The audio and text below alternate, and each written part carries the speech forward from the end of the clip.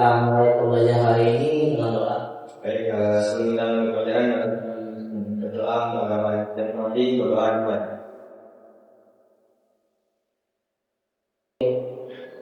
Hari ini kita kembali melanjutkan pembelajaran kita pada mata kuliah fisika dasar.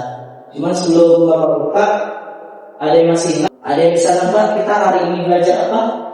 Kalau dari slide, gerak lurus beraturan. Oke, sudah pernah dengar gerak lurus beraturan? Oke, yang kalian tahu tentang GLB apa? Kecepatannya 0. Kecepatannya 0. Oke. Ada jarak dan waktu. Ada jarak dan waktu. Lajunya konstan. Benar pun kata konstan? Kecepatannya 0. Ada jarak, ada waktu, ada perpindahan, ada kelajuan, gerak lurus, kecepatan. Terus lagi ada itu geraknya itu teratur. Untuk masalah gerak itu banyak ya, tapi hari ini kita fokusin untuk membahas terkait dengan gerak lurus beraturan. Oke, sebelum lebih jauh membahas gerak lurus beraturan, mungkin boleh di-note ataupun dikasih catatan ya.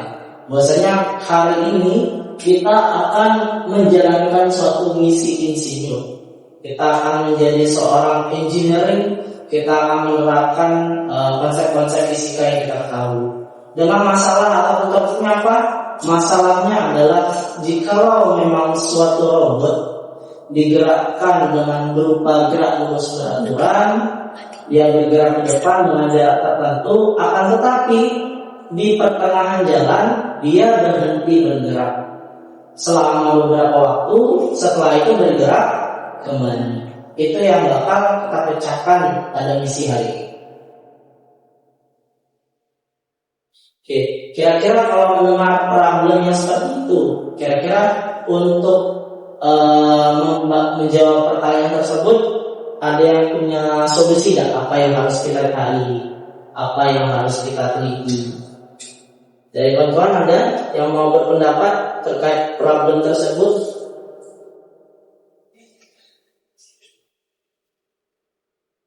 Ya, bagaimana caranya problem yang tadi kita itu dapat menyelesaikan problem tersebut? Gitu. Nah, dalam mengukur jaraknya, kecepatannya. Soalnya kan kalau kita tahu gerak lurus beraturannya kan ya gerak lurus kecepatan konstan. Tapi kalau kita tahu itu gimana? Bakal berpengaruh dengan gerak yang ditimbulkan. Oke, ada yang bisa? Oh, Masa boleh Masa?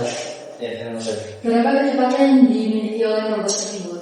Kecepatan yang dimiliki oleh robot tersebut. Oke, kita sudah dapat 3 poin masalah. Tadi terkait dengan panjang lintasan, terkait dengan waktu, juga terkait dengan kecepatan untuk mengupas masalah dari gerak lurus beraturan. Oke, berangkat dari sana mungkin sebelum kita melakukan suatu percobaan, ada yang bisa menebak dulu nanti hasilnya seperti apa dari masalah itu. Ada yang mau menyampaikan hipotesisnya? Satu di mana? Ya Pak. Oke, boleh nih. Jika robot bergerak dengan kecepatan konstan, maka keseluruhan yang ditempuh dapat dihitung dengan mengalihkan kecepatan dengan waktu bergerak tanpa memperhatikan waktu bergerak. Oke, jadi fokus kita adalah pada saat benda itu bergerak, sementara pada saat benda atau robot itu berhenti tidak diperhitungkan. Oke, itu bakal kita bahas lebih jauh. Sembari Bapak menjelaskan masalah ilmunya, mungkin boleh dibagi ke beberapa kelompok ya, agar memang kita dapat mengupas ini ke dalam suatu praktikum kehidupan. Boleh dibagi 2 atau 3 kelompok boleh? Yang memang ada laptop Pak? Positif. Dimana itu nanti ada identifikasi masalah, nanti kalian tulis dulu hipotesisnya, terus nanti alur percobaannya sama misi belajarnya. Untuk alur percobaan nanti dari robot itu bakal kita masukkan codingan blok di sana, biar nanti kita set bahwasanya robot itu akan bergerak lurus.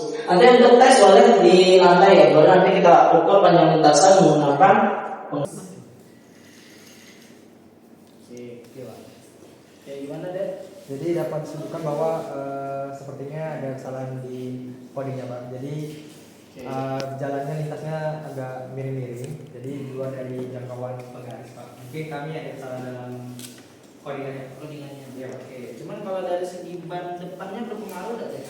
kiranya menurut saya juga berpengaruh karena mungkin tadi ada miring-miring juga, mungkin bisa diperbaiki juga bahannya Pak. Oke. Cuman kalau dari segi dasar pergerakan dari robotnya udah benar? Sudah benar Pak, karena udah lurus, namanya kan lurus ya Pak. Ya. Udah lurus lah. Ada jeda nggak? Ada Pak, 1 detik Pak. Oke, sesuai dengan masalah kita. Sesuai. Ini recordingnya mundur. Ini ternyata kita ke bawah. Coba maju tuh jadi mundur. Ini di set yang ini dulu. Dan nanti pas di Di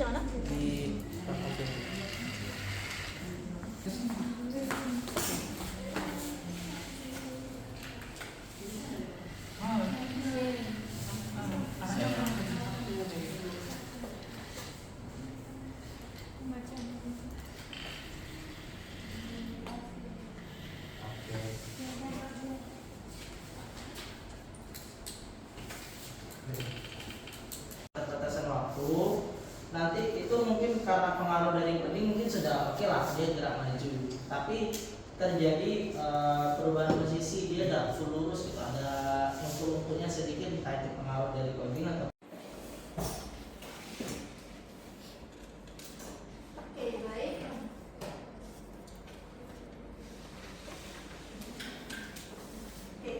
berdasarkan kesimpulan dari kelompok kami, di mana dalam percobaan ini jarak yang ditempuh robot selalu sesuai dengan perhitungan rumus. Hal ini terlihat dari kesesuaian antara kolom, jarak yang ditempuh robot, dan jarak menggunakan rumus pada setiap percobaan. Kemudian kecepatan konstan yang digunakan robot memastikan bahwa waktu berhenti tidak mempengaruhi perhitungan jarak total selama waktu bergerak. oke, itu hasil dari kelompok kerja. Oke, boleh kasih aplausnya. Bingung ataupun kurang paham boleh ditanyakan. Ada yang mau bertanya? Oke, Tamara silakan. Oke, sebenarnya Bapak tadi kan kita sudah belajar tentang problem. Jadi apa sih keunggulan dari pembelajaran problem ini untuk materi ini? Oke, baik. Silakan duduk, boleh Tamara. Oke, pertanyaan luar biasa ya dari Tamara tadi bertanya terkait dengan manfaat ataupun keunggulan dalam penggunaan Roblox dalam pembelajaran, khususnya pembelajaran gerak lurus dan aturan. Nah, jadi kalau yang kawan-kawan tahu semuanya, bahwasanya memang pembelajaran konvensional dalam menjelaskan konsep fisika gerak lurus beraturan artinya adalah kita membahas langsung di papan tulis ataupun secara diskusi dan sebagainya, membahas terkait dengan gerak lurus beraturan. Kita bahas masalah peristiwa, contoh soal, perhitungan numerik dan sebagainya. Akan tetapi kalau kita kaji ulang lagi, kalau kita menggunakan inovasi robot di sana, kita tidak hanya belajar konsep fisika, tapi kita belajar masalah perkodingan di sana. Kita belajar bagaimana caranya di sistem digital ini yang memang semakin besar, semakin banyak digunakan sistem digital daripada analog, kita itu harus menyesuaikan dengan zaman. Bagaimana caranya kemajuan inovasi dari robot ini dapat kita implementasikan ke dalam pembelajaran. Jadi keunggulan atau manfaatnya apa? Secara sederhananya, pengetahuan akan inovasinya dapat, pengetahuan codingnya dapat, pengetahuan materi fisika terkait dengan gerak lurus beraturannya juga dapat. Jadi dibanding kita cuma dapat satu, mending kita dapat di 3. Mungkin begitu ya? Sudah jelas?